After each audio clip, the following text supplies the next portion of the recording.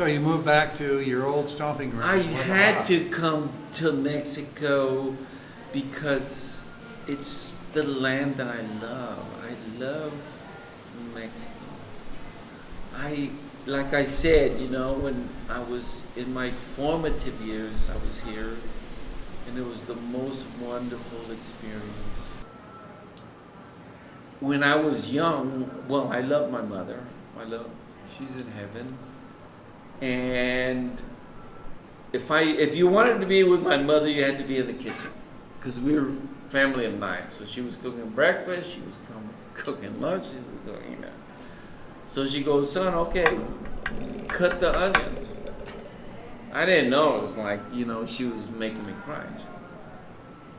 Okay, this is how you do tomato. Okay, we're gonna give me some water. We're gonna boil the tomatoes to make, and this is how you make sopa de arroz. So basically, I grew up in the kitchen next to my mother, who taught me. And when I went to, and it was funny because she said, well, because I told her I'm going to New York to live in New York, and she goes, oh, well, you have to know how to cook. And I said, well, I think I already learned from you. She goes, oh. But when I went to New York, I'd call her up, Mom, how do I make this? She goes, oh, do this, and this, and that. So I've been cooking since I was 21 and a half, 22. When did you get interested in doing restaurant reviews? I've always wanted to do restaurant reviews because I've always loved the kitchen. I've always loved food. I've been to Michelin star restaurants in Paris. I've traveled. I've been very lucky to travel. I lived in Italy twice. I've always wanted to do that, but it wasn't until recently that because I'm a writer, I'm a novelist. I have 6 published books, the 7th one on the way. Plus, I wrote a mariachi opera called Traición, which will be produced in Mexico in this following year. I love food. I'm living in Guadalajara. I know these amazing restaurants, and I travel all over Mexico. I want to find the angle to a place that is intriguing. Yes. This morning, I'm going to tell you about this place here in Puerto Vallarta. Hello, everybody. You have to go to this place called Memes, and it's in the Mercado Libertad, the big mercado. Really? Astounding food, great menu. Okay, today, we went there. I discovered that I'd been going there for 30 years to this one particular place. And it's in the Mercado on the It's on the 2nd floor of Mercado. Really? Memes. Memes. This lady is the chef. She taught her son how to make everything. Today we had, and I'll send you the picture, a plantain filled with seafood. Oh, nice. Oh, lovely. Oh my God. We had that. Oh my goodness. The sweetness of the plantain with the flavor of the assorted fish, clams, oysters, baby shrimp, fish in this absolutely stunning sauce. And they serve it with rice. Delicious. Oh my goodness. And inexpensive, I'm sure. I forget what it costs. Totally inexpensive. I'm going to write about that place. Nice. Looking forward to it. And you have to go there, and you have to take your friends. If you have that plantain dish, it's for 2, because the portions are big. So share it with someone. You can share it with 4 people. the enchiladas are to knock you over. Okay, enchiladas you can find anywhere you want, anywhere. Their menu is so Wonderful. distinct. So, of your travels around Mexico, which cities do you consider the best restaurant towns in Mexico? Naturally, you have to go to San Miguel de Allende. San Miguel de Allende has exceptional food.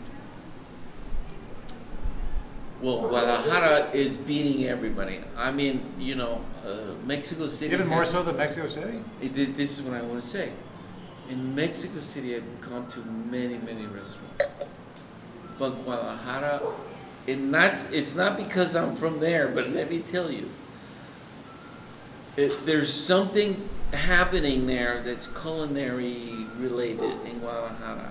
It's almost like a collective consciousness of let us be supreme. Because there's a place in Guadalajara. Anyway, I can tell you about Veracruz, Puerto Escondido. I can tell you about Oaxaca. Oaxaca food is Superb. Wow, knock you over. Though what happens in Oaxaca and all these other cities is that you see the repetition of dishes. Why? Because they sell. But in Guadalajara, you don't see that. Guadalajara says, I'm going to be bold.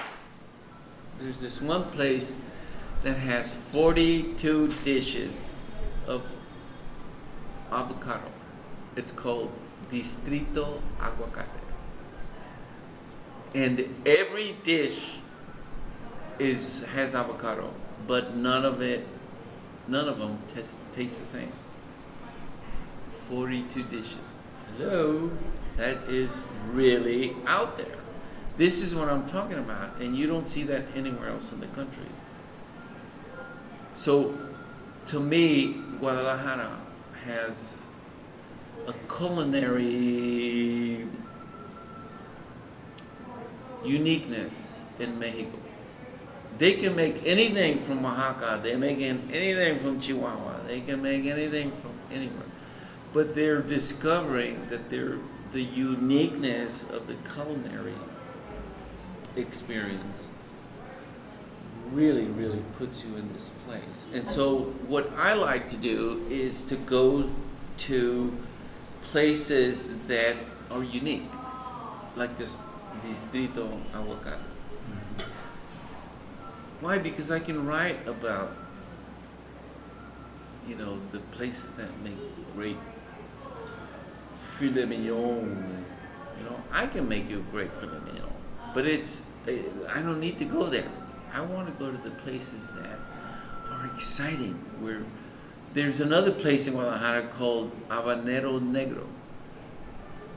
So the habanero peppers, absolutely spicy, but there is an habanero negro, a black habanero, the bell-shaped.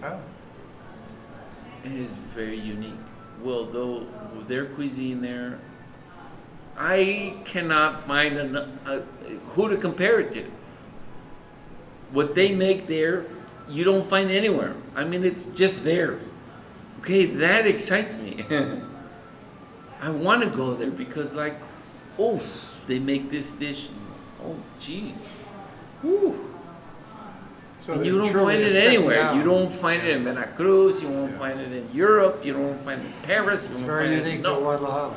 And that's the thing, is that Guadalajara has a lot of places that are unique.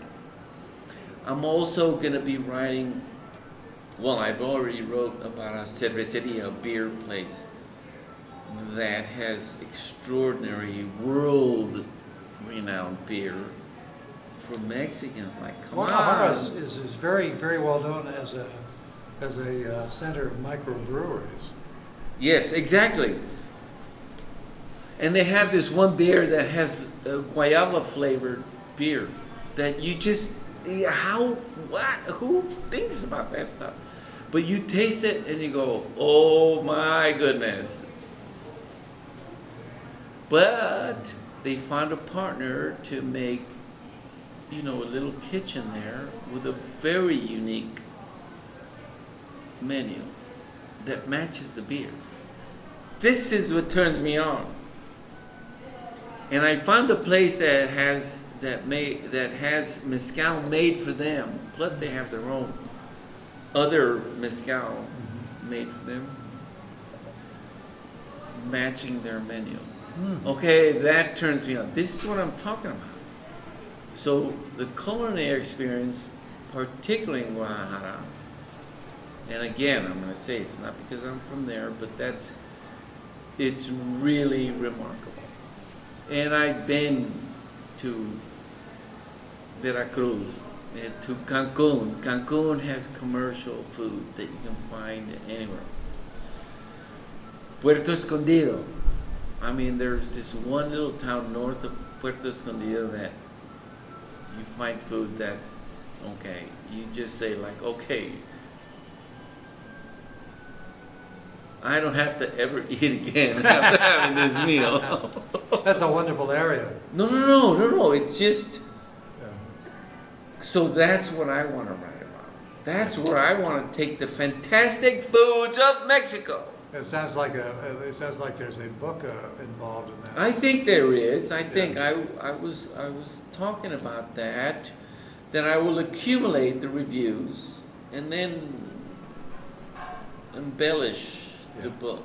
And I would like to have that. I mean, it's not my goal. My goal is to find these places, these people who are thinking so differently about the composition of food. That when you taste their dishes and you're just like, oh my God, why didn't I think of that? You know, it's like that. So, Robert, thank you very much. Thank you. It's wonderful, and I can talk for years about food.